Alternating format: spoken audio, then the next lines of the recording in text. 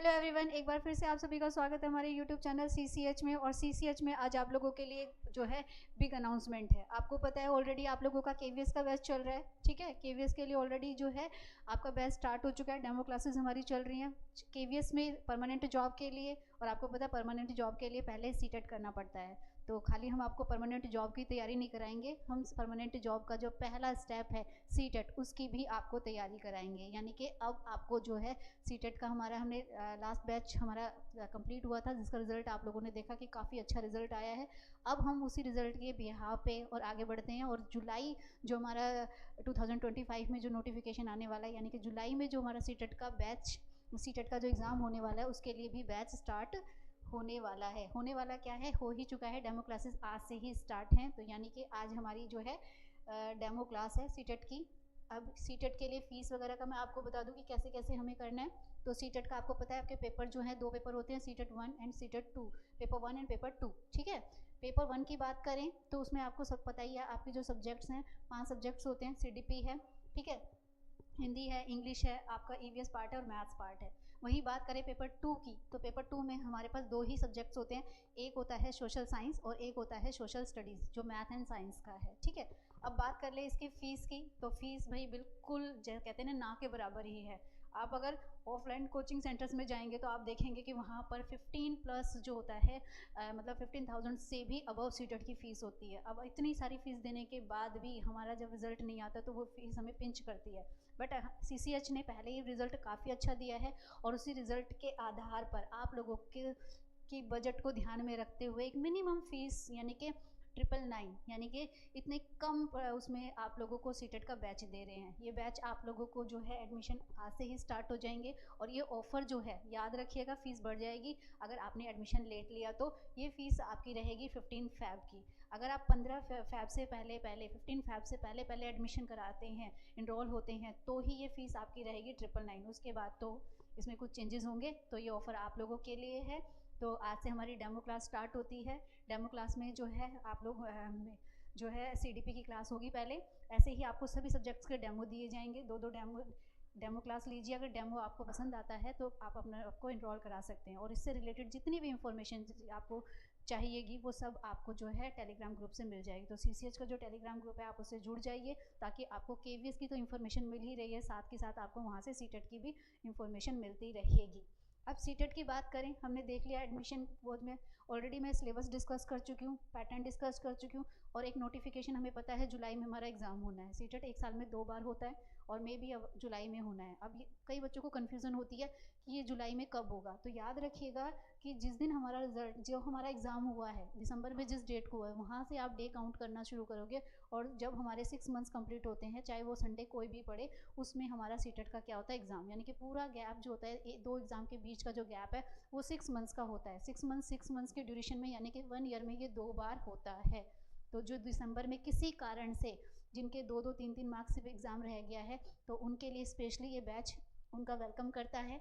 यहाँ पर आपको जो है ट्रिक्स सिखाई जाएंगी। देखिए कोई भी कॉम्पिटिटिव एग्ज़ाम बेसिक से नहीं निकलता, और सीटेट तो हमें पता ही है कि एप्लीकेशन बेस्ड एग्ज़ाम है। उसके लिए हमें कुछ टर्म्स सीखनी पड़ती हैं, कुछ ट्रिक्स सीखनी पड़ती हैं। तो डरिए मत, हम सीसीएच की टीम जो है आपको जो है मतलब सारी फैकल्टीज़ बेस्ट हैं। और सीडीपी का आपका जो सब्जेक्ट, अगर मैं अपनी बात करूँ तो मेरे पास आप लोगों का सीडीपी तो रहेगा ही रहेगा, हिंदी भी मैं ही पढ़ाऊँगी आप लोगों को, ईवीएस भी मैं ही पढ़ाऊँगी, बाकी आपको बाकी फैकल्टीज़ भी जो है टाइम टू टाइम क्लासेस देती रहेंगी। तो चलिए बातें तो हमने कर ली बहुत सारी, अब बात करते हैं अपने डेमो क्लास की। तो आज की जो डेमो क्लास है उसमें हम बात करेंगे किसकी, कॉग्निटिव डेवलपमेंट की। नाम तो आप लोगों ने सुना ही होगा, अगर आप सीटेट पहले देकर आ रहे हैं तो आपने ये नाम ज़रूर सुना होगा कि एक थिंकर हैं जिन्होंने हमें थ्योरी क्या दी है, कॉग्निटिव डेवलपमेंट दिया है। अब ये कॉग्निटिव डेवलपमेंट होता क्या है, यानी कि आज की जो हमारी क्लास है वो सीडीपी की क्लास होने वाली है। सीडीपी की हमारी जो है कॉग्निटिव डेवलपमेंट यानी कि संज्ञानात्मक दर्शन को समझेंगे। आप सीटेट का पेपर 1 दे दीजिए या सीटेट का पेपर 2 दिए, उससे कोई फ़र्क नहीं पड़ता। जो संज्ञानात्मक विकास की थ्योरी है, जिसके थिंकर भी आप लोगों को पता ही होगा, उनके थिंकर का नाम क्या है, जीन पियाजेट। आज हम इनके बारे में डीपली पढ़ेंगे। इतनी स्कोरिंग थ्योरी है, मानकर चलिए चाहे आप पेपर 1 दे या पेपर 2 दीजिए, कम से कम 10% यानी कि 10 नंबर के 10 मार्क्स के क्वेश्चन तो आते ही हैं। अब ये मत कंफ्यूज हो जाने कि 10 मार्क्स के 30 सीडीपी में आएंगे। सीडीपी आपके सीटेट का बेस होता है, ठीक है। अगर सीडीपी की बात करूं तो सीडीपी आपके पूरे पेपर का बेस है। आप देख रहे हैं हर सब्जेक्ट में थ्योरी प्लस आपका या कंसेप्ट प्लस आपका पैडागोजी पार्ट होता है। ये पैडागोजी कुछ नया नहीं है, ये पैडागोजी आपकी अंडरस्टैंडिंग है। और ये अंडरस्टैंडिंग हमारी कब बढ़ती है, जब हम डिफरेंट थिंकर्स की थ्योरीज को पढ़ते हैं। तो मानकर चलिए जिस स्टूडेंट ने, जिस कैंडिडेट ने अपना सीडीपी स्ट्रॉन्ग कर लिया, वो 150 में से 50% यानी कि आप मानकर चलिए इसका कितना हो जाएगा हमारा 75, यानी कि 75 मार्क्स के लिए एक ही सब्जेक्ट से तैयार होता है। बट ये कैसे तैयार होगा, जब आप रेगुलर क्लासेस लेंगे। क्लास में जो पढ़ा रहे हैं, पढ़ाते पढ़ाते मैं आप लोगों को बताऊंगी कि कैसे क्वेश्चंस जो हैं सीडीपी के हमारे सीडीपी में आएंगे, और कौन से ऐसे क्वेश्चन हैं जो टॉपिक हमने सीडीपी में पढ़ा था बट वो आएगा हिंदी में, मैथ्स में, ईवीएस में या सोशल साइंस की पैडागोजी में।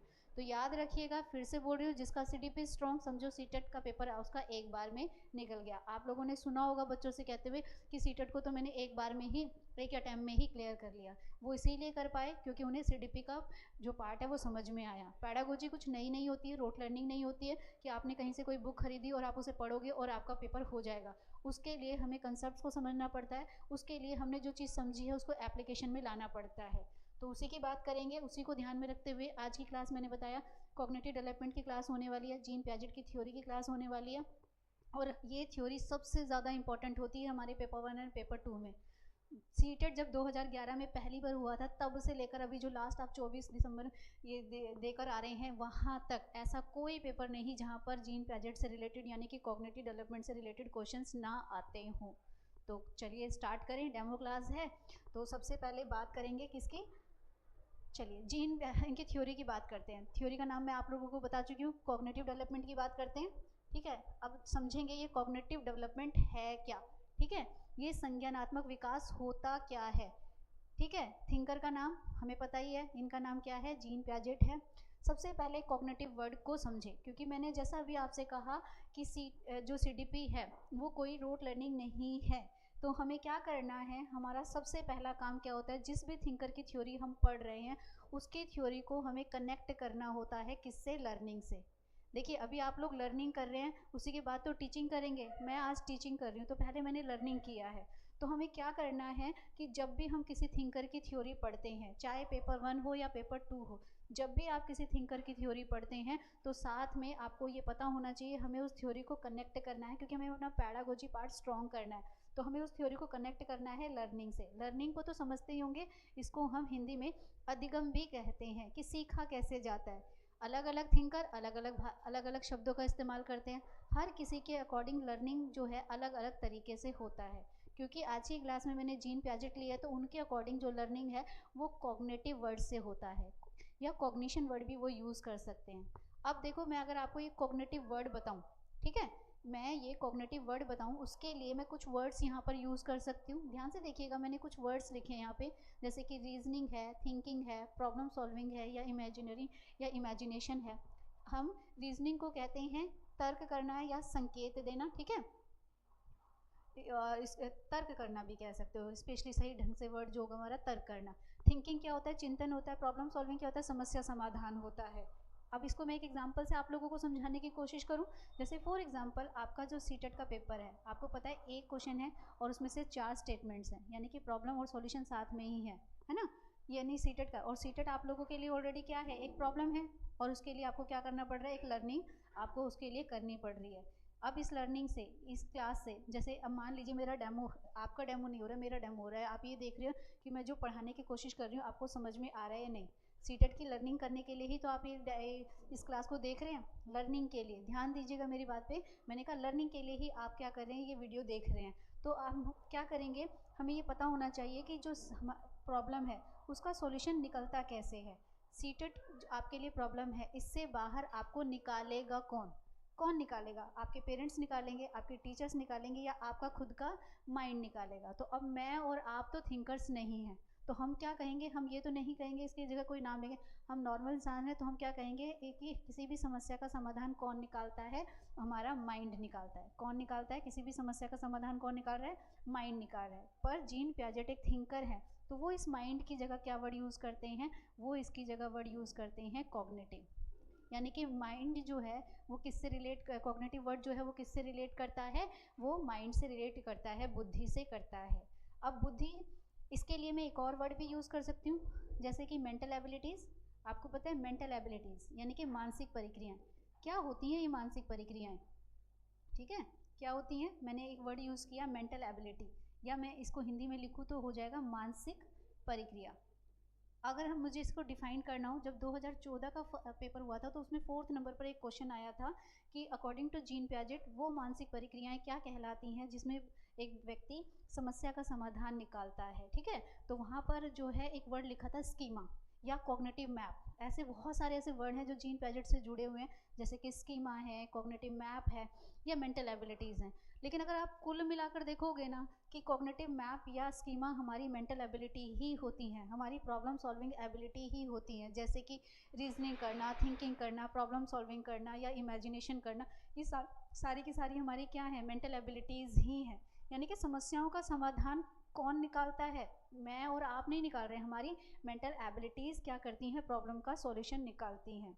लेकिन जब जीन पियाजेट की बात आती है तो वो बाकी पार्ट्स को भी, लर्निंग पार्ट्स को भी इंपॉर्टेंस देते हैं, बट सबसे ज़्यादा वो इंपॉर्टेंस देते हैं मेंटल एबिलिटीज़ यानी कि थॉट्स को। वो कहते हैं कि बच्चा जन्म से ही एक अच्छा खासा थॉट यानी कि एक अच्छा खासा माइंड लेकर आता है, ये माइंड ही उसका क्या करता है, उसके आगे के लर्निंग में, उसके डेवलपमेंट में उसकी हेल्प करता है। यानी कि जब भी जीन पियाजेट की बात आएगी तो सबसे पहले जो उसको जो जिसे वो इम्पोर्टेंस देता है वो होते हैं थॉट्स, यानी कि विचार पहले जन्म लेते हैं और भाषा बाद में आती है। जब आप पेपर 2 देते हैं तो वहाँ पर इस क्वेश्चन को पूछ लेते हैं कि अकॉर्डिंग टू जीन पियाजेट पहले क्या आते हैं, पहले थॉट्स आते हैं, विचार आते हैं, और फिर जो थॉट्स हैं वो किसको डेवलप करने में हेल्प करते हैं, लैंग्वेज डेवलपमेंट में हेल्प करते हैं। कई बार पैडागोजी का जब 4 स्टेटमेंट होती हैं तो हमसे पूछते हैं कौन सी स्टेटमेंट सही है और कौन सी स्टेटमेंट गलत है।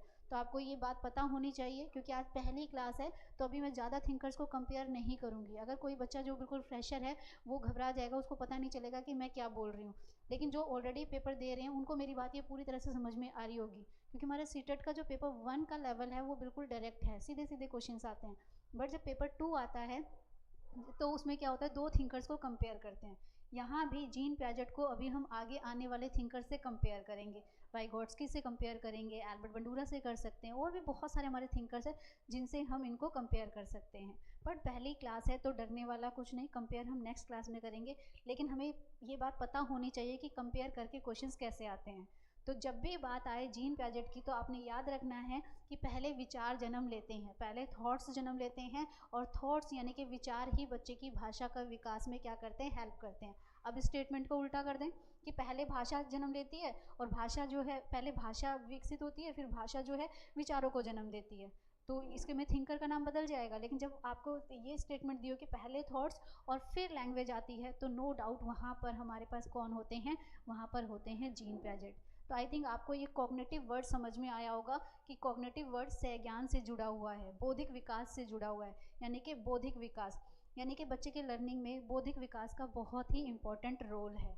अब ये बौद्धिक विकास कितनी अवस्थाओं से होकर जाता है, ठीक है, सीटेट में आपसे पूछे कि ये बौद्धिक विकास कितनी अवस्थाओं से होकर जाता है, तो याद रखिएगा अकॉर्डिंग टू जीन पियाजेट ये टोटल कितनी स्टेजेस से होकर जाता है, 4 स्टेजेस से जाता है। कितने स्टेजेस से जा रहा है ये, 4 स्टेजेस से जाता है। पहले हम इसको पिक्चर वाइज समझेंगे, फिर इंडिविजुअली हम एक एक स्टेज को लेंगे। तो अकॉर्डिंग टू जीन पियाजेट जो संज्ञानात्मक या बौद्धिक विकास है उसकी टोटल अवस्थाएं कितनी हैं, उसकी टोटल अवस्थाएं कितनी हैं, 4 हैं। आप इसे ऐसे भी याद रख सकते हैं, कई बार सीटेट में ये डायग्राम भी बना हुआ है और आपसे पूछ लेते हैं कि कौन सा जो डायग्राम है वो जीन पियाजेट के संज्ञानात्मक दर्शन को दर्शाता है। तो 4 हैं। पहले का नाम है सेंसरी मोटर स्टेज, जिसे 0 to 2 में काउंट किया जाता है। दूसरी हमारी सेंसरी को हम संवेदी गामक अवस्था के नाम से भी जानते हैं, याद रखिएगा इसे क्या कहा जाता है, संवेदी गामक अवस्था भी कहा जाता है, या हम इसे इंद्रिय गामक अवस्था भी कह सकते हैं। इसकी एज क्या होती है, जन्म से लेकर 2 साल की। ये बच्चा बहुत छोटा होता है और ये जो कुछ भी अपने माइंड से सीखता है उसमें हेल्प करती हैं उसकी सेंसेस और उसकी मोटर स्किल्स। फिर आता है प्री ऑपरेशनल, जिसे हम हिंदी में पूर्व सक्रियात्मक अवस्था भी कह सकते हैं, ठीक है। इसको क्या कहा जाता है, पूर्व सक्रियात्मक अवस्था का नाम भी दिया जाता है। पूर्व मतलब प्री, और इसमें जो एज ग्रुप होता है वो होता है 2 से 7, याद रखिएगा, मैं फिर से बोल रही हूँ, हम लेवल पेपर 1 से लेकर 2 का ही रखेंगे, लेकिन पहले बेसिक नॉलेज तो ले लें कि पहले, फिर मैं जब आपको प्रैक्टिस कराऊंगी तो मैं आपको बताऊंगी कि किस तरह के क्वेश्चन पीआरटी मतलब पेपर 1 में आते हैं और किस तरह के क्वेश्चन आपके पेपर 2 में आते हैं। तो दूसरी हमारी स्टेज क्या है, प्री ऑपरेशनल स्टेज है, जिसे हमने 2 to 7 में काउंट किया। उसके बाद आ जाते हैं तीसरी स्टेज पे, उसे कहते हैं कॉन्क्रीट ऑपरेशनल स्टेज, जिसे हिंदी में इसे कहा जाता है मूर्त सक्रियात्मक अवस्था। ठीक है, इसे हिंदी में क्या कहा जाता है, मूर्त सक्रियात्मक अवस्था, जो कि 7 से 11 की मानी जाती है। उसके बाद हमारे पास according to Jean Piaget cognitive जो माइंड होता है उसका हाईएस्ट लेवल आ जाता है अडोलसेंस, यानी कि फॉर्मल ऑपरेशनल, जिसे हम हिंदी में कहते हैं अमूर्त सक्रियात्मक अवस्था। इसे क्या कहा जाता है, अमूर्त सक्रियात्मक अवस्था, जो कि 11 से, हम इसे 11 से 15 भी कह सकते हैं, अगर आप इसे 11 प्लस भी कहेंगे तो भी गलत नहीं होगा।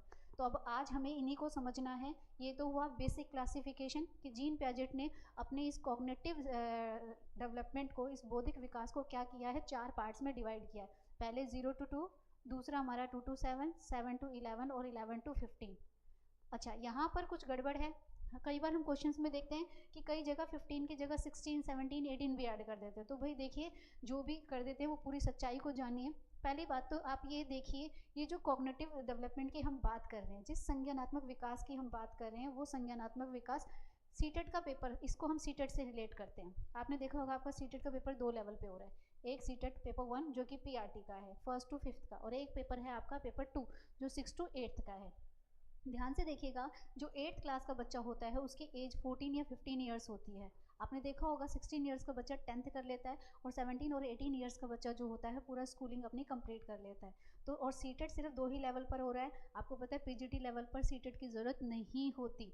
तो हम टीचर से हम सीटेट का पेपर दे रहे हैं, तो हमें ये पता होना चाहिए कि जो एज है वो कहाँ तक है। यानी कि आपके स्कूल में जब आप पेपर 1 पीआरटी में पढ़ाओगे तो आपको 10 साल से छोटा बच्चा मिलेगा। अगर आप टीजीटी सब्जेक्ट टीचर पढ़ाओगे तो आपको 11, 12, 13, कुछ केसेस में ही ज़्यादा जाता है, अदरवाइज 13 या 14 साल तक के बच्चे ही आपको 8th में मिलेंगे। तो हम कह सकते हैं कि टोटल क्या है, ये जो डायग्राम है ये हमें जीन पियाजेट के कॉग्निटिव डेवलपमेंट को दिखा रहा है। क्या दिखा रहा है, कॉग्निटिव डेवलपमेंट को दिखा रहा है। ध्यान रखिएगा, कई बार जो है एग्ज़ाम में इसको यूज़ किया जाता है। ठीक है, तो ये आपको समझ में आया कि हमारा जो जीन पियाजेट की थ्योरी है उसको कितनी स्टेजेस में बांटा गया है, 4 स्टेजेस में बांटा गया है, सेंसरी में, प्री ऑपरेशनल में, कॉन्क्रीट में और फॉर्मल ऑपरेशनल स्टेज में। अब ये तो हुई जनरल क्लासिफिकेशन, एक स्टेजेस को हमने क्लासीफाई किया। अब हम डीपली समझेंगे कि एक एक स्टेज में किस किस तरह के क्वेश्चंस आते हैं, क्योंकि मैं फिर से बोल रही हूँ ये एक ऐसा थ्योरी पार्ट है जो टोटल हमारा 10 to 12 मानकर चलिए, यानी कि पूरे 150 नंबर के पेपर में आपको 10 से 12 क्वेश्चंस जो हैं वो सिर्फ इसी एक टॉपिक से देखने को मिलेंगे। मैं ये नहीं कह रही कि 10 से 12 के 12 आपके सीडीपी में ही आ जाएंगे, नहीं, कुछ क्वेश्चंस आपको यहाँ पर हिंदी की पैडागोजी में देखने को मिलेंगे, कुछ क्वेश्चंस आपको मैथ्स की पैडागोजी में देखने मिलेंगे, अलग अलग उसमें आपको अलग अलग तरीके से क्वेश्चंस, वो भी मैं साथ साथ आपको जो पढ़ाऊँगी तो मैं बताऊँगी कि कौन सा क्वेश्चन हमारा मैथ्स में आता है, कौन सा क्वेश्चन हमारा ईवीएस में आता है। तो चलिए पहले एक एक करके एक एक स्टेज ले लें। तो सबसे पहले जो मैंने स्टेज ली है वो ली है, टोटल बता ही चुकी हूँ, हमने क्लासिफिकेशन कर ही लिया है कि जो टोटल स्टेजेस हैं वो क्या हैं, 4 भागों में बटी हैं, और एज भी सेंसरी है, प्री ऑपरेशनल है, कॉन्क्रीट है और फॉर्मल है। तो सबसे पहले हम लेंगे सेंसरी मोटर स्टेज। याद रखिएगा, साथ साथ क्वेश्चंस करते जाइएगा, भर भर कर लिखने की ज़रूरत है नहीं, नोट्स से बजाय आप वर्ड्स पर फोकस करिए। देखिए सीटेट में जो पूरा खेल है वो वर्ड्स का है। अगर आपको शब्दों का मतलब समझ में आता है, इंग्लिश मीडियम हो हिंदी मीडियम हो कोई फ़र्क नहीं पड़ता, सीडीपी को बाइलिंगुअल करोगे प्लस पॉइंट होगा, आपके एक्स्ट्रा मार्क्स आएंगे।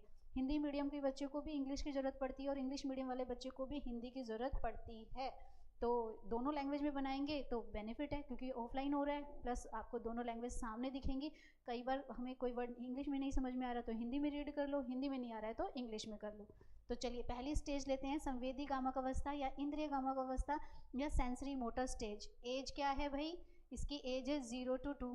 ठीक है, अब 0 to 2 में बच्चे की हमें क्या याद रखना है, हमें याद रखना है 0 to 2 में बच्चा 4 एक्टिविटीज़ करता है। याद रखने का तरीका बता रही हूँ, इसमें बच्चा क्या करता है, सिंपल सीधी सी बात करनी है, 4 बातें याद रखनी है। पहला senses, number 2 motor activities, number 3 imitation, और number 4 is most important object permanence. या परमानेंसी, ठीक है। यानी कि जब मैं 0 to 2 की बात करूँगी तो मेरे 4 क्वेश्चंस बनेंगे। ये है पेपर 1 के लिए, सीधे सीधे क्वेश्चंस आते हैं। सबसे पहले देख लेते हैं सेंसेस, यानी कि जन्म से लेकर 2 साल तक का जो बच्चा होता है लर्निंग तो करता है। लर्निंग मतलब उस अधिगम तो करता है, चीज़ों को, अपने आसपास की चीज़ों को सीखता तो है, लेकिन किससे सीखता है? अपनी सेंसेस से। फॉर एग्जाम्पल 2 साल के बच्चे को अगर चेयर से चोट लगती है तो क्या होता है, वो उस चेयर को दोबारा मारेगा। उसको लगता है जैसे चेयर ने मुझे मारा, मुझे पेन हुआ, जब वो चेयर को दोबारा मारेगा तो उसको पेन होगा, यानी कि उसको लगता है कि सेंसेस। लेकिन आप देखिएगा जब उसको पेन होगा तो वो दोबारा उसको नहीं करेगा, उसको नहीं मारेगा। अब हम बड़े हो चुके हैं, हमें चेयर से चोट लगे तो हम चेयर को ही दूर कर देंगे, बट सेंसेस बच्चा क्या करता है, फर्स्ट टाइम जब उसको चोट लगती है, या हम इसको एक एक एग्जांपल ले सकते हैं, जैसे कि हमारे घर में प्रेशर कुकर होता है, प्रेस होती है, गर्म होती है, हम बच्चों को कितना बोलते हैं कि टच नहीं करो, टच नहीं करो, पर वो समझेगा ही नहीं, क्योंकि उसका माइंड अभी इतना डेवलप नहीं हुआ है। वो उसको टच करता है, एक बार गलती से टच करता है या जानबूझ के करता है, अगेन वो दोबारा नहीं करेगा। क्यों? क्योंकि जब उसने टच किया तो उसको पेन हुआ। ये पेन क्या है? सेंसेस। यानी कि यहाँ पर बच्चा लर्निंग कर रहा है, अपने आसपास की चीज़ों को सीख रहा है, पर किसकी हेल्प से सीख रहा है? सेंसेस की हेल्प से सीख रहा है। यहाँ पर बच्चे के कॉग्निटिव यानी कि उसके माइंड को डेवलप करने में सिर्फ सेंसेस हेल्प नहीं करती हैं, मोटर एक्टिविटीज़ भी हेल्प करती हैं। मोटर एक्टिविटीज़ को गामक क्रियाएं भी कहा जाता है। यहाँ से हमारा क्वेश्चन बनता है, हमें ये पता होना चाहिए कि गामक क्रियाएं टोटली हमारी शारीरिक यानी कि हमारी फिजिकल एक्टिविटीज़ होती हैं, ठीक है। तो शारीरिक क्रियाएं क्या होती हैं? हमारी टोटली फिजिकल एक्टिविटीज़ होती हैं। ये 2 तरह की होती हैं, एक होती हैं फाइन और एक होती हैं ग्रोस। याद रखिएगा, पेपर में इसका क्वेश्चन जरूर आता है। एक होती हैं फाइन, फाइन को हम हिंदी में कहते हैं कि ये सूक्ष्म होती हैं, और ग्रोस को हम कहते हैं कि ये व्यापक होती हैं। सूक्ष्म का मतलब होती हैं छोटी, ठीक है। अभी बताती हूँ जरा या कैसे याद रखेंगे। इसको हम ऐसे याद रखेंगे, F for fine, F for finger. F for fine, F for finger, जो भी काम हमारी फिंगर्स से होता है वो फाइन में आता है। लेकिन आप फिंगर्स को छोड़ दीजिए, जो भी काम बच्चा स्कूल में करता है, जैसे कि जंपिंग करता है, रनिंग करता है, बैटिंग करता है, ये सारी उसकी क्या है? ग्रोस मोटर एक्टिविटीज़ हैं। तो अकॉर्डिंग टू जीन पियाजेट बच्चा यहाँ पर क्या कर रहा है? मोटर एक्टिविटीज़ भी करता है। तीसरा, इमिटेशन। इमिटेशन तो हमारा लाइफ टाइम चलेगा, बट जितना इमिटेशन यहाँ चलता है उतना कहीं नहीं चलता है भाई। जो कुछ भी, चाहे वो कॉग्निटिव सीख रहा हो, चाहे वो सोशल सीख रहा हो, चाहे वो लैंग्वेज सीख रहा हो, चाहे मोरल डेवलपमेंट हो, या कोई भी डेवलपमेंट लगा लीजिए, सब में उसका क्या चल रहा है? इमिटेशन। यानी कि यहाँ पर बच्चा क्या करता है? कॉपी करके सीखता है, नकल के द्वारा सीखता है। जीन पियाजेट कहते हैं स्टार्टिंग में उसके माइंड में स्कीमा बनाया जाता है, एक इमेज, एक छवि बनाई जाती है। कैसे? जैसे उसको ये नहीं पता होता है कि जिसकी गोदी में हूँ वो मेरे पापा हैं, एक इमेज बनाए, बार बार उसको इमिटेट कराया जाएगा, और एक दिन ऐसा आता है कि उसके माइंड में वो क्या होती है? इमेज बन जाती है। तो कॉपी तो किया, यानी कि कॉपी करके यहाँ पर बच्चा सीखता है। अब आ जाइए नेक्स्ट, जो कि बहुत इंपॉर्टेंट क्वेश्चन है, मैथ्स की पैडा के पर्पज़ से।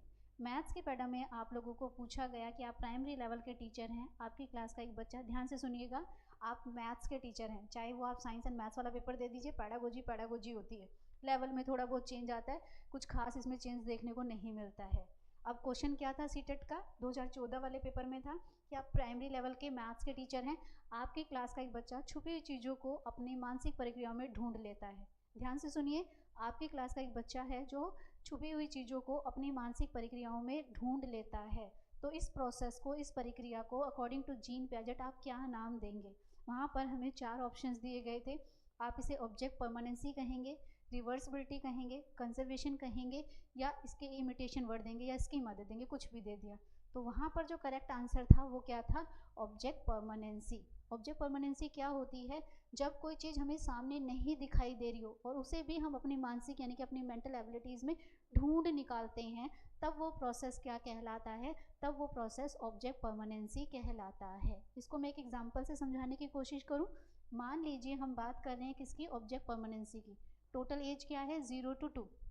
मैंने क्या किया, एक बच्चा 1 ईयर का लिया और एक बच्चा मैंने 1.5 यानी कि 1.5 साल का लिया। देखिए ज़्यादा गैप नहीं है, एक बच्चा 1 साल का लिया गया है और एक बच्चा 1.5 साल का लिया गया, 6 मंथ्स का ही गैप है।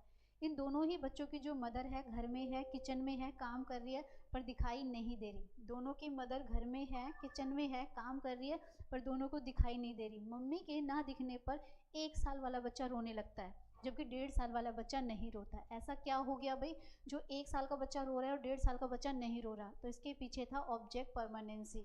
अब यहाँ पर जो ऑब्जेक्ट है वो मदर है। लेकिन सीटेट वालों ने मदर की जगह आपसे कहा कि आप प्राइमरी लेवल के टीचर हैं और आपकी क्लास का एक बच्चा छुपी हुई वस्तु मतलब ऑब्जेक्ट को अपने मेंटल मैप में ढूंढ लेता है। तो याद रखिएगा, बहुत इंपॉर्टेंट चीज़ बता रही हूँ, 1.5 साल से जो छोटे बच्चे होते हैं उनमें ऑब्जेक्ट परमानेंसी की कमी होती है, जबकि 1.5 साल के बाद अकॉर्डिंग टू जीन पैजेट बच्चों में धीरे धीरे ऑब्जेक्ट परमानेंसी होने लगती है। अगर आपसे पूछा जाए ऑब्जेक्ट परमानेंसी की कमी कब होती है तो ऑप्शन पर डिपेंड करेगा। सीटेट एक ऐसा एग्जाम है जहाँ पर फिक्स आंसर्स नहीं है, जैसी स्टेटमेंट होती हैं उसी के अकॉर्डिंग हमें हमारे आंसर को घुमाना पड़ता है। लेकिन ये घुमाओगे भी तभी जब आपको एक नॉलेज होगी।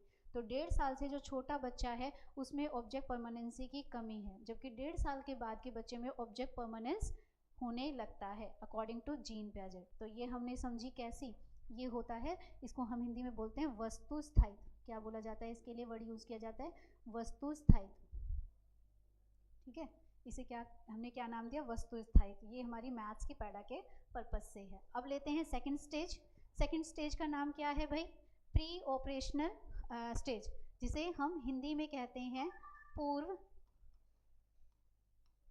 सक्रियात्मक अवस्था। एज क्या है भाई इसकी, इसकी एज है 2 से 7 साल, यानी कि 2 to 7 ईयर्स का बच्चा इसके अंदर आता है। अब देखेंगे 2 से 7 साल के बच्चे की मानसिक प्रक्रियाएं यानी उसका कॉग्निटिव डेवलपमेंट होता कैसे है। सबसे पहले तो सीटेट का क्वेश्चन सुनिए भाई। 7 साल की अंजलि 9 साल के राहुल से, या 7 साल की अंजलि अपने बड़े भाई से कह रही है कि अगर मैं साइकिलिंग करूँगी, अगर मैं साइकिल चलाऊँगी तो हम जल्दी पहुँचेंगे। कुछ नहीं है इस क्वेश्चन में, सिर्फ स्टेटमेंट को समझना है। मैंने कहा 7 ईयर्स ओल्ड अंजलि जो है अपने बड़े भाई से कह रही है कि अगर मैं साइकिलिंग करूँगी, मैं साइकिल चलाऊँगी तो हम जल्दी पहुँचेंगे। आप ये बताइए अकॉर्डिंग टू जीन पैजेट ये बच्चा जो है क्या कर रहा है। 4 ऑप्शंस दे दें आपको, ईगोसेंट्रिज्म यानी कि इसके अंदर मैं का भाव है, या ये तो नहीं, एनिज्म दे दे, सिंबॉलिक थॉट दे दे, या इमेजिनेशन, क्या कर रहा है। तो याद रखिएगा 2 से 7 साल के बच्चों में ईगो आ जाता है, मैं आ जाता है। मैं ये घमंड वाला मैं नहीं है, उसको ये लगता है क्योंकि अभी 2 साल से पहले वो घर में था, 2+ होते ही पेरेंट्स ने उसे प्ले स्कूल में बिठा दिया, यानी कि घर से बाहर जैसे ही पैर रखा उसको लगने लगा कि मैं तो बहुत बड़ा हो गया हूँ, मेरे अंदर मैं आ गया है। ये मैं क्या कहता है, मैं जैसे आपने घर में भी सुना होगा, अगर आपके घर में 2 से 7 साल के बच्चे हैं तो वो कहते हैं कि मैं बिग बॉय हूँ, मैं बिग गर्ल हूँ। ये मैं जो आ रहा है वो क्या है, ईगोसेंट्रिक, यानी कि बच्चे के अंदर मैं का भाव आता है। और ये कौन सी स्टेज में आता है, ये आता है प्री ऑपरेशनल में। ठीक है, या हिंदी में हम कहें तो ये आता है पूर्व सक्रियात्मक अवस्था में। अगर एज आपसे पूछें तो ये कब आता है, 2 से 7 साल में बच्चे के अंदर ईगो आना शुरू हो जाता है। चलिए दूसरा हम लेते हैं। इसमें हम क्या करेंगे, पहले रीजनिंग वर्ड जोड़ेंगे। इसके अंदर क्या जोड़ेंगे, रीजनिंग। रीजनिंग के लिए हम वर्ड यूज़ करते हैं तर्क, यानी कि 2 से 7 साल के बच्चे की दूसरी विशेषता क्या है कि वो तर्क करता है। मान लीजिए आपने देखा होगा, इसको हम ऐसे भी समझेंगे कि जैसे मैथ्स की पैडागोजी में क्वेश्चन आया कि आप प्राइमरी लेवल के ईवीएस के टीचर हैं, आपकी क्लास का एक बच्चा आपके पास समस्या तो लाता है, प्रॉब्लम तो लाता है, पर सॉल्यूशन नहीं लाता। याद रखिएगा मैंने क्या कहा, बच्चा आपके सामने क्वेश्चंस लाया, क्वेश्चंस क्या हैं, प्रॉब्लम्स हैं, बट वो अभी आपके सामने आंसर्स नहीं लाया।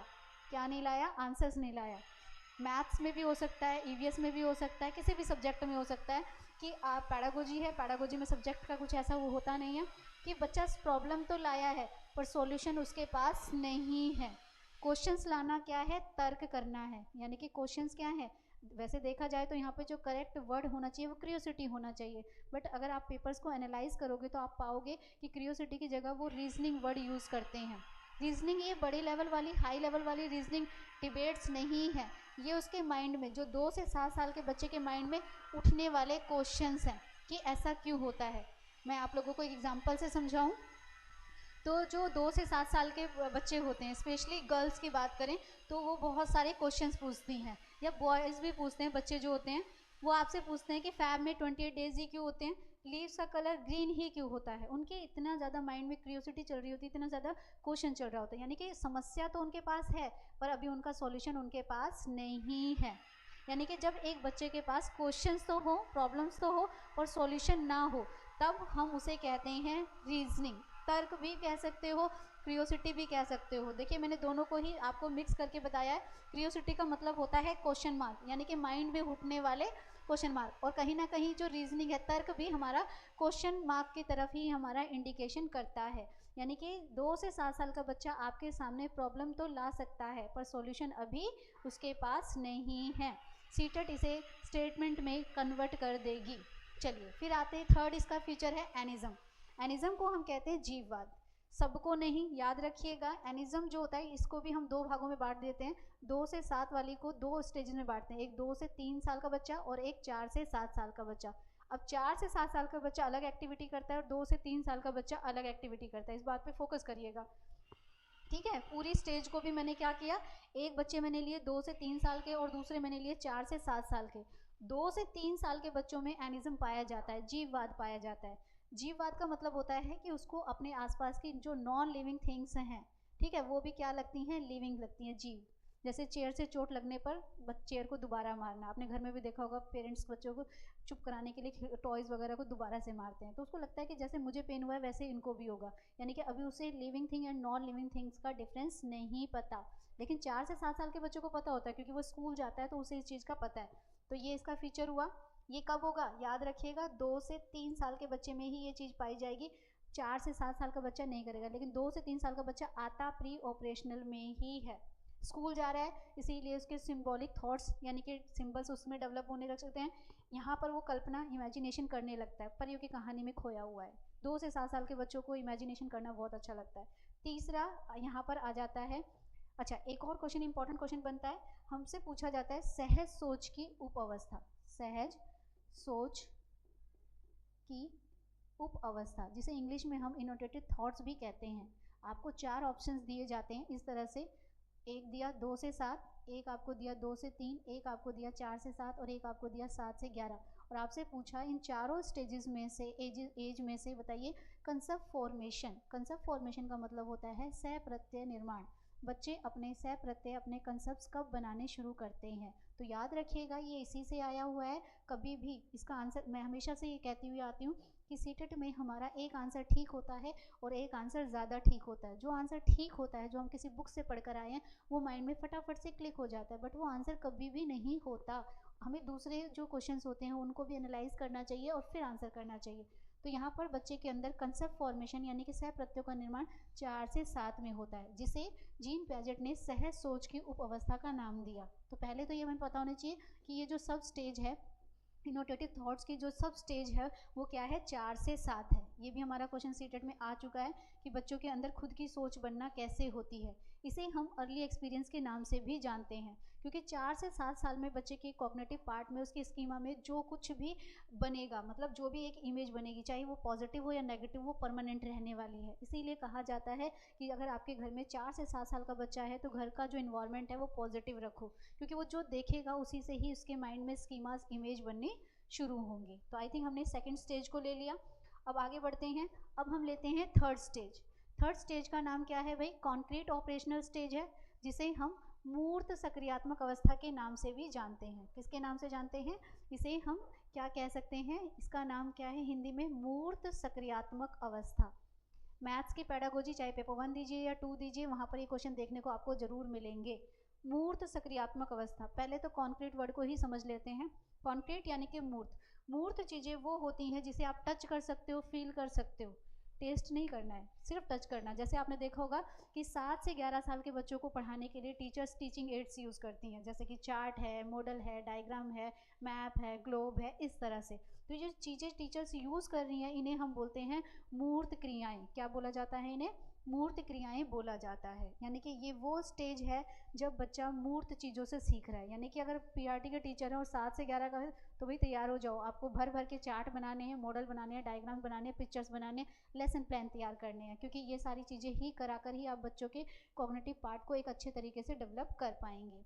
अब हम क्या करेंगे, सेकेंड स्टेज का अगर आपको याद हो तो वहाँ पे मैंने तर्क वर्ड यूज़ किया था। मैंने कहा था बच्चा सिर्फ तर्क कर रहा है, रीजनिंग कर रहा है, क्वेश्चंस कर रहा है ना, समस्या लेकर आ रहा है पर समस्या का समाधान नहीं ला रहा। वो हमारे पास क्वेश्चन लेकर आया था, फैब में 28 डेज क्यों है, लीव्स का कलर ग्रीन ही क्यों है। बट अब 7 से 11 में जाने लगा स्कूल, टीचर ने उसे बताया कि लीप ईयर का मतलब क्या होता है, ईवीएस पढ़ने लगा तो उसे पता चला कि जो लीव्स हैं उसका कलर ग्रीन क्यों होता है। यानी कि यहाँ पर बच्चा क्या करने लगा है, थर्ड स्टेज में सिर्फ क्वेश्चंस नहीं ला रहा है, समस्या नहीं ला रहा है, समस्या के साथ वो क्या लेकर आ रहा है, समाधान भी लेकर आ रहा है। तो ध्यान दीजिएगा, जब एक बच्चा समस्या भी लाए और समस्या का समाधान भी लाए, तो उस प्रोसेस को कहा जाता है रीजनिंग अंडरस्टैंडिंग, नॉट रीजनिंग। क्या कहा जाएगा उसको? अंडरस्टैंडिंग कहा जाएगा। याद रखना, रीजनिंग अंडरस्टैंडिंग, जिसके लिए हिंदी में वर्ड यूज किया जाता है तर्कना। तो डिफरेंस होता है, तर्क वर्ड अलग है, रीजनिंग अलग है और तर्कना अलग है। अगर तर्क की बात हो रही है तो खाली क्रियोसिटी की बात हो रही है, क्वेश्चंस की बात हो रही है, लेकिन अगर तर्कना की बात हो रही है तो क्वेश्चंस के साथ उसका सॉल्यूशन भी है। इस चीज़ को याद रखना है। अब इसमें बच्चा और क्या क्या करता है भाई, ये तो हमने देख लिया कि तर्कना कर रहा है, ठीक है। और बाकी यहाँ पर क्या करता है, दी चाइल्ड स्टार्ट लॉजिकल थिंकिंग, वही है अबाउट ऑब्जेक्ट्स एंड इवेंट। ये तो मैंने बता दिया, वस्तु को देखकर, जो हमारी मूर्त चीज़ें होती हैं, चार्ट, मॉडल, डायग्राम, पिक्चर्स, इनको देखकर चीज़ों को सीखना शुरू कर देता है। और क्या करता है भाई, और करता है इसमें बच्चा रिवर्सबिलिटी। बहुत ही इंपॉर्टेंट क्वेश्चन है। अब जीन पैजेट की थ्योरी में रिवर्सबिलिटी आया है, लेकिन आपके पेपर में आपसे पूछ लिया इन रिवर्स। ध्यान से देखिएगा। और एज आपको दे दी 0 to 2, 2 to 7, 7 to 11, 11 to 15, और आपसे पूछा इन चारों में से अकॉर्डिंग टू जीन पैजेट रिवर्सबिलिटी कब होती है, सॉरी इन रिवर्सबिलिटी कब होती है। प्रतिक्रमणीयता को अप्रतिक्रमणीयता लिख दिया। अब यहाँ पर बच्चों ने गलती क्या की, उनको रिवर्सबिलिटी माइंड में था। रिवर्सबिलिटी का मतलब लेंगे पहले, सीधा सीधा क्वेश्चन। रिवर्सबिलिटी माइंड में था और पढ़ रहे थे कौन सी स्टेज, 7 से 11, और उन्होंने 7 से 11 को टिक कर दिया। खुश होकर आए कि हाँ भाई हमारा क्वेश्चन ठीक है, बट जब घर आए रिजल्ट आया तो आंसर की के अकॉर्डिंग तो आंसर गलत था भाई। इसका आंसर आया 2 से 7। बट अब बच्चे कंफ्यूज है कि क्यों आ गया भाई 2 से 7। तो उसको सॉल्यूशन क्या है, पहले वर्ड को समझिए कि रिवर्सबिलिटी होती क्या है, प्रतिक्रमणीयता होती क्या है। तो रिवर्सबिलिटी क्या होती है भाई, ध्यान से देखना। रिवर्सबिलिटी जब एक बच्चा फिजिकल और मेंटल, याद रखिएगा, जब एक बच्चा फिजिकल यानी कि शारीरिक और मानसिक, कॉग्निटिव भी बोल सकते हो आप, शारीरिक और मानसिक क्रियाएं दोनों एक साथ करता है, तब हम उसे क्या कहते हैं, प्रतिक्रमणीयता। इसको कैसे समझेंगे, हमारे एग्जाम में क्वेश्चन आया कि एक लड़की साइकिल की चेन को उतारती है और फिर उसको दोबारा से ठीक करती है, यानी कि साइकिल की चेन को क्या करना, निकालना और दोबारा साइकिल की चेन को निकालना कौन सी एक्टिविटी है, ये फिजिकल एक्टिविटी है, ठीक है। साइकिल की चेन को निकालना क्या है, फिजिकल एक्टिविटी है, बट वो अपने माइंड से उसको दोबारा ठीक भी कर दे रही है, ये उसकी मेंटल एक्टिविटी है। यानी कि एक बच्चा जब फिजिकल और मेंटल एक्टिविटी दोनों कर पाता है, ठीक है, तो वो क्या बन जाती है, वो बन जाती है रिवर्सबिलिटी। लेकिन हमें वर्ड दिया था इन रिवर्स। इन रिवर्स क्या होता है, रिवर्स का अपोजिट वर्ड होता है इन रिवर्स। अगर रिवर्सबिलिटी 2 to 7 का फीचर है तो इन रिवर्सबिलिटी रिवर्सबिलिटी 7 to 11 का फीचर है, तो इन रिवर्सबिलिटी 2 से 7 यानी कि प्री ऑपरेशनल का फीचर है। क्यों? क्योंकि 2 से 7 साल का बच्चा फिजिकल एक्टिविटी तो कर पाता है, मेंटल एक्टिविटी अभी वो नहीं कर पाता। इसीलिए अगर आपके पास दोबारा से क्वेश्चन रिपीट हो जाए तो मेरी बात को ध्यान रखिएगा, अगर इन रिवर्स पूछा जाए तो करेक्ट आंसर हमारा हो जाएगा 2 to 7। अगर रिवर्स पूछा जा रहा है या क्वेश्चन स्टेटमेंट में कन्वर्ट कर दे कि एक बच्चा फिजिकल एक्टिविटी कर पाता है, मेंटल एक्टिविटी अभी नहीं कर पाता, तब आंसर क्या हो जाएगा, नहीं कर पाता तो इन रिवर्स है, और दोनों एक्टिविटी कर पा रहा है तो वो रिवर्स है। चलिए, कंजर्वेशन करता है, देखिए लॉ ऑफ कंजर्वेशन। कंजर्वेशन का मतलब क्या होता है, बच्चा एज में, वेट में, याद रखिएगा, बच्चा यहाँ पर एज में, वेट में, हाइट में, मतलब आकृति में, भार में अंतर करना सीख जाता है ना। इसको कैसे समझें, जैसे मान लीजिए मैंने एक स्क्वायर शेप का बाउल लिया और एक मैंने लिया रेक्टेंगल शेप का। एक पानी की बोतल मैंने इसमें डाली है और एक पानी की बोतल इसमें डाली है। मैं 2 बच्चों को लेकर आती हूँ, ठीक है, एक जिसकी एज 2 to 7 है और एक की एज 7 to 11 है। अगर 2 से 7 साल वाले बच्चे से पूछा जाए तो कहेगा मैम इसमें ज़्यादा है, लेकिन अगर 7 से 11 वाले बच्चे में इससे पूछो तो कहेगा मैम पानी, बाउल स्क्वायर है या रेक्टेंगल है उससे क्या फ़र्क पड़ता है, पानी तो एक ही बोतल है, तो दोनों में पानी क्या है, इक्वल है। यानी कि ये बच्चा वेट में डिफरेंस कर पाया है। तो याद रखिएगा, जब एक बच्चा एज में, वेट में, हाइट में, शेप्स में डिफरेंस कर पाता है तब हम उसे लॉ ऑफ कंजर्वेशन कहते हैं, संरक्षण का सिद्धांत कहते हैं। ये भी हमारा सीटेट का बहुत ही इंपॉर्टेंट क्वेश्चन है। अगर आप प्रीवियस पेपर्स को चेक करोगे तो पाओगे कि कंजर्वेशन, संरक्षण से रिलेटेड बहुत सारे मैथ्स की पैडागोजी में क्वेश्चंस आए हुए हैं। चलिए आगे बात करें, और क्या क्या वो करता है भाई यहाँ पर, नॉलेज ऑफ क्लासिफिकेशन, मतलब वही सीक्वेंस के कर पाता है। ये फीचर्स किसके हुए, ये फीचर्स हुए कॉन्क्रीट ऑपरेशनल स्टेज के 7 से जो 11 साल का बच्चा है। अब आ जाते हैं according to Jean Piaget 4th stage में, अब बड़ा हो गया भाई। अगर मैं बात करूँ जो पेपर 2 वाले स्टूडेंट्स हैं जिनके पास 11 से 15 तो ज़्यादा ही बोल रही हूँ, 13-14 साल तक का जो बच्चा आएगा वो इसी स्टेज का होगा, जिसे हम फॉर्मल ऑपरेशनल भी बोल सकते हैं और इसे हम एब्स्ट्रैक्ट ऑपरेशनल स्टेज भी, या अमूर्त, मूर्त वो मूर्त थी और ये क्या हो जाएगी अमूर्त सक्रियात्मक अवस्था, या इसके नाम औपचारिक है। एक बात अपने आप सीटेट अगर फर्स्ट टाइम देने जा रहे हैं, जो ऑलरेडी दे रहा है उसको तो पता है, लेकिन अगर सीटेट फर्स्ट टाइम देने जा रहे हैं तो भाई बता दूं, सीटेट वालों की इंग्लिश की वोकैबुलरी थोड़ी सी नैरो है, वो सीमित है, जैसे वर्ड यूज़ करें वैसे के वैसे आएंगे। लेकिन अगर आप हैं हिंदी मीडियम तो याद रखिएगा, या तो आप बाइलिंगुअल नोट्स बनाइए, नहीं तो अपनी हिंदी को स्ट्रॉन्ग करिए, अपने वर्ड्स को, क्योंकि वो कुछ भी वर्ड के हिंदी के यूज़ कर लेते हैं और हाईएस्ट लेवल की उनकी हिंदी होती है। अब आप यहाँ ही देख लो, यहाँ पे फॉर्मल बोला, औपचारिक हो गया, कभी उसे अमूर्त बोल देते हैं, इस तरह के वर्ड वो यूज़ करते हैं। और एज क्या है, अगर एज ग्रुप की बात करें तो 11 to 15 में आ जाती है। अब इसके फीचर्स देख लें। सबसे पहले तो मैंने बताया वहाँ पर मुझे ऑब्जेक्ट्स की ज़रूरत हो रही थी। अभी देखो मैं आप लोगों को पढ़ा रही हूँ, मेरे पास क्या है, मेरे पास कुछ भी नहीं है। मैं वो एक ये ऑनलाइन में तो चलो आपको बोर्ड है, टीचिंग एड्स मैंने यूज़ कर लिया थोड़ा बहुत। अगर ये ऑफलाइन में हो रहा था तो कुछ नहीं होता, टीचर के पास एक मार्कर होता है, ठीक है, वो बोर्ड पे लिखती है, बच्चा डायरेक्ट नोट्स बनाता है, कोई चार्ट नहीं, कोई पिक्चर नहीं, कोई कुछ नहीं। या हम वैसे समझे 6 to 8 की बुक्स देखिए कभी, प्राइमरी की बुक्स तो इतनी कलरफुल थी कि कुछ लिखा फिर पिक्चर लगा दिया, फिर कुछ लिखा फिर कोई एक्टिविटी लगा दी। लेकिन जैसे 6th-7th में गए तो पिक्चर्स गायब होना शुरू हो गए। क्यों? क्योंकि अब क्या है, लॉजिकल थिंकिंग में क्या आ गया, एब्स्ट्रैक्ट थिंकिंग आ गई है। एब्स्ट्रैक्ट थिंकिंग का मतलब होता है जो चीज़ नहीं दिख पा रही उसके बारे में भी बच्चा क्या करने लगता है, सोचने लगता है, जिसे आप अमूर्त चिंतन भी कह सकते हैं। ठीक है, इमेजिनेशन की दुनिया से वो रियलिटी में आने लगा है। अब से पहले सपनों की दुनिया में थे, रोज एम बदल रहे थे, कभी डॉक्टर, कभी इंजीनियर, कभी टीचर, कभी कुछ कभी कुछ। लेकिन बेचारे को तब समझ में आया जब वो बड़ा हुआ तो पता चला कि जो सब्जेक्ट हम लेंगे और जो हमारी एबिलिटीज़ होंगी उसके आधार पर ही हम डॉक्टर, इंजीनियर, टीचर बनेंगे। चीज़ों को एनालाइज करने लगता है, अपनी आलोचना यानी कि क्रिटिसाइज करने लगता है, अपने व्यूज़ रखना, इमेजिनेशन, आइडियोलॉजिकल, अपना खुद का, कोई बात गलत लग रही है तो उस पर अपना एक रीज़न बताना शुरू कर देता है। और प्रॉब्लम सॉल्विंग बड़ा हो गया तो यहाँ पर वो समस्याओं का समाधान भी धीरे धीरे करने लगता है। तो ये फीचर्स किसके थे, ये थे फॉर्मल ऑपरेशनल स्टेज के। अब मैंने आपसे कहा था कि पैडा CDP में हमारा जो सब्जेक्ट है उसका नाम है CDP। CDP में C से बना चाइल्ड, D से बना डेवलपमेंट और P से बना पैडागोजी। तो अगर मैं इतने C की बात करूँ, CD की बात करूँ तो इसमें आता है थ्योरी पार्ट, इसकी बात करूँ तो इसमें क्या आता है थ्योरी पार्ट, और P से आते हैं पैडागोजी 15 नंबर की। तो ये पैडागोजी मैं अपनी क्लास में साथ साथ ही कराती हूँ, यानी कि अब तक जो मैंने 4 स्टेजेस पढ़ाई वो मेरा थ्योरी पार्ट था, बट पैडागोजी के इसके क्वेश्चंस जो आएंगे वो भी हम साथ साथ ही करेंगे, उन्हें हम अलग से नहीं छोड़ देंगे। ठीक है, तो अब ये पैडागोजी क्या होती है भाई, P से पैडागोजी आपका जो है एक तरह से पर्सनैलिटी चेक करता है। पैडागोजी पार्ट आपकी टीचिंग वाली पर्सनैलिटी को चेक करता है। अगर आपको पता हो तो आपका जो सीटेट का एग्ज़ाम है वो आपका IQ प्लस पर्सनैलिटी टेस्ट है।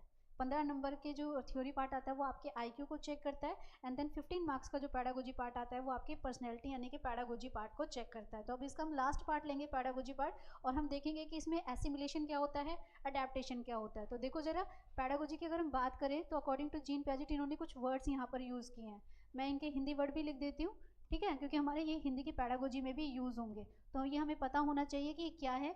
एसिमिलेशन को हम कहते हैं समावेशन, ठीक है, इसके लिए हम वर्ड यूज़ कर सकते हैं समायोजन। अगर आप दोनों लैंग्वेज में नोट्स बनाओगे तो ज़्यादा बेटर रहेगा। एंड देन अडेप्टेशन के लिए हम दो इंपॉर्टेंट वर्ड यूज़ करते हैं, एक तो हम यूज़ कर सकते हैं अनुकूलन, ठीक है, एक वर्ड की क्या यूज़ कर सकते हैं अनुकूलन, और दूसरा एक वर्ड यूज़ कर सकते हैं आत्मसात। मैंने फिर से बताया अगर आप इंग्लिश मीडियम के हैं तो पेपर इजी होने वाला है, लेकिन अगर आप हिंदी मीडियम के स्टूडेंट हैं तो पेपर बहुत डिफिकल्ट होने वाला है, क्योंकि इंग्लिश की जो वोकैबुलरी होती है वो बहुत इजी होती है, वर्ड्स वैसे के वैसे ही रहते हैं, बट जैसे हिंदी में आते हैं उनकी वोकैबुलरी का एंड ही नहीं है। हिंदी की सीटेट में बस यही खराबी है इंग्लिश मीडियम वालों के लिए, हिंदी का थोड़ा सा उन्हें प्रॉब्लम आता है, बट कोई बात नहीं, उसका भी तरीका हमारे पास है, हम उसे भी ट्रिक से करेंगे, तो डरने वाला ऐसा कुछ भी नहीं है। सीटेट को अगर आप समझकर किसी भी चीज़ को प्रॉपर तरीके से करोगे तो बहुत ही अच्छे तरीके से वो होने वाली है। तो अभी हमने बात की किसकी, अडेप्टेशन की यानी कि अनुकूलन की, आत्मसात की, समावेशन की और समायोजन को, इसको समझेंगे। सबसे पहले तो क्या करेंगे, हमें पता है कि किसी भी चीज़ को अडेप्ट करना मतलब सीखना, और सीखा किससे जाता है, माइंड से।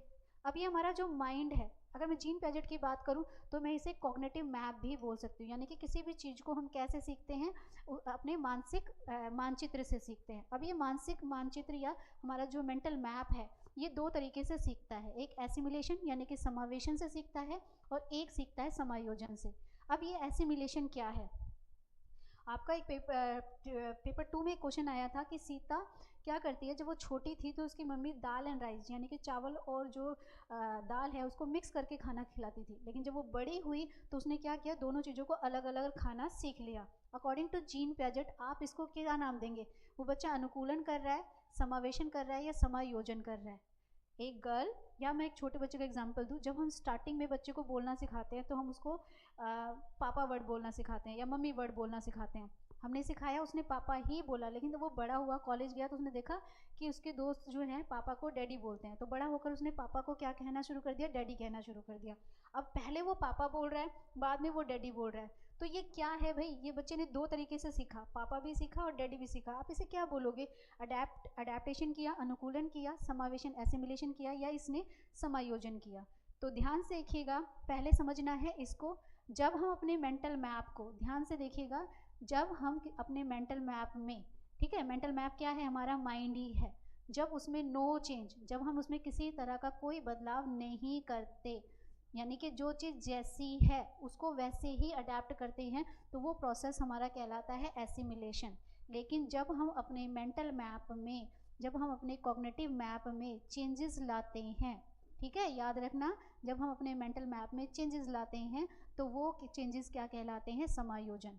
अब आंसर क्या होगा? जो सीता थी, जो गर्ल थी, उसने पहले दाल और चावल मिक्स करके खाना खाया, यानी कि समावेशन किया। जब बड़ी हुई तो उसने दाल और चावल को अलग अलग कर दिया, यानी कि अपने मेंटल मैप में चेंज किया, समायोजन किया। लेकिन ध्यान से देखिएगा, दोनों एक्टिविटीज़ करने वाली एक ही लड़की है, यानी कि अगर इन दोनों एक्टिविटीज़ को जोड़ दोगे, समावेशन और समायोजन को जोड़ दोगे, तो बन जाएगा अडेप्टेशन, यानी कि अनुकूलन। उस लड़की ने चीज़ों को सीखा है दो तरीके से। ऑप्शन में नंबर 1 अडेप्टेशन भी दिया है, एसिमिलेशन समावेशन भी दिया है, समायोजन भी दिया, और एक और वर्ड कॉग्निटिव मैप्स सिर्फ ऑप्शंस को कंप्लीट करने के लिए दे दिए। तो उसका करेक्ट आंसर क्या निकलेगा? उसका करेक्ट आंसर निकलेगा अडेप्टेशन। ठीक है, तो ये हमने जीन पैजेट का पूरा कंसेप्ट पढ़ा। ठीक, अब मैंने आप लोगों को बता दिया है कि सीटेट का बैच जो है ऑलरेडी आज से ही समझ लीजिए स्टार्ट हो चुका है। और अगर आप चाहते हैं मिनिमम प्राइस में, कम से कम प्राइस में आपको एक अच्छा सा बैच मिले सीटेट का, वो भी ऐसा जहाँ से आपका रिजल्ट आए, तो सबसे बेस्ट ऑप्शन आपके पास सीसीएच की टीम आपको दे रही है। जल्दी से जल्दी आपको इनरोल करें। अगर क्लास अच्छी लगती है तो वीडियो को लाइक करें, शेयर करें, और अपने फ्रेंड्स में भी जो किसी कारण से सीटेट में रह गए हैं तो उन्हें भी अपने साथ लेकर आए हैं। तो चलिए मिलते हैं फिर आपसे नेक्स्ट क्लास में। Thank you so much.